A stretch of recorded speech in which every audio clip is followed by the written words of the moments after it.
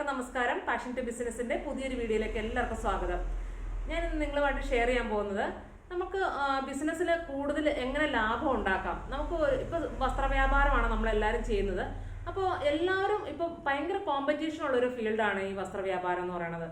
ഒരുപാട് വലിയ വലിയ വൻകിട കമ്പനികളോട് നമ്മൾ കിടപിടിച്ചിട്ട് വേണം നമ്മൾ ഒരു ബിസിനസ് സ്ഥാപനം റൺ ചെയ്ത് കൊണ്ടുപോകാനായിട്ട്.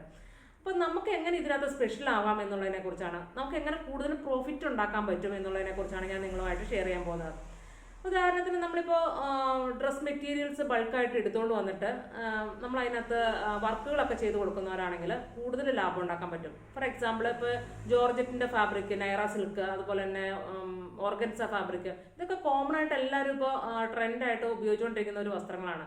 അപ്പോൾ അതൊക്കെ നമ്മൾ മേടിച്ചുകൊണ്ട് വന്നിട്ട് ബൾക്കായിട്ട് കൊണ്ടുവന്നിട്ട് അതിനകത്ത് കട്ട് ബീഡ്സ്, മിറർ വർക്ക്സ്, അതുപോലെ തന്നെ നല്ല നല്ല പാച്ചസ് ആഡ് ചെയ്ത് കൊടുക്കുക, അതുപോലെ തന്നെ ഈ സീക്വൻസ് ഒക്കെ ആഡ് ചെയ്ത് നല്ല റിച്ച് ലുക്കാക്കി അതിനെ കുറച്ചുകൂടി നല്ല അട്രാക്റ്റീവ് ആക്കി നമുക്കത് കസ്റ്റമൈസ് ചെയ്തിട്ട് സെയിൽ ചെയ്യുവാണെങ്കിൽ നമ്മൾ വാങ്ങിച്ച ആ മെറ്റീരിയലിൻ്റെ ഇരട്ടി ലാഭം നമുക്ക് സാധിക്കും.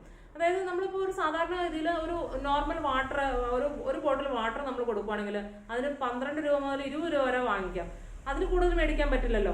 അപ്പോൾ ആ ഒരു പ്രൊഡക്റ്റിനെ നമ്മൾ വേറൊരു എസൻസ് ഒക്കെ ആഡ് ചെയ്ത് അല്ലെങ്കിൽ ഒരു ജ്യൂസ് രൂപമാക്കിയിട്ട് നമ്മൾ വേറെ എന്തെങ്കിലും ഒരു വാല്യൂ ആഡ് ചെയ്തിട്ട് വിൽക്കുവാണെങ്കിൽ നമുക്ക് പറയുന്ന വിലയ്ക്ക് നമുക്ക് വിൽക്കാനായിട്ട് സാധിക്കും. അതുപോലെ തന്നെയാണ് നമ്മുടെ ഈ വസ്ത്രവ്യാപാര മേഖലയിൽ നമ്മൾ കുറച്ചുകൂടി പ്രോഡക്റ്റിനകത്ത് വാല്യൂ ആഡ് ചെയ്തുകൊണ്ട് നമുക്കതിനെ കൂടുതൽ ലാഭകരമായിട്ട് സെയിൽ ചെയ്യാനായിട്ട് സാധിക്കും.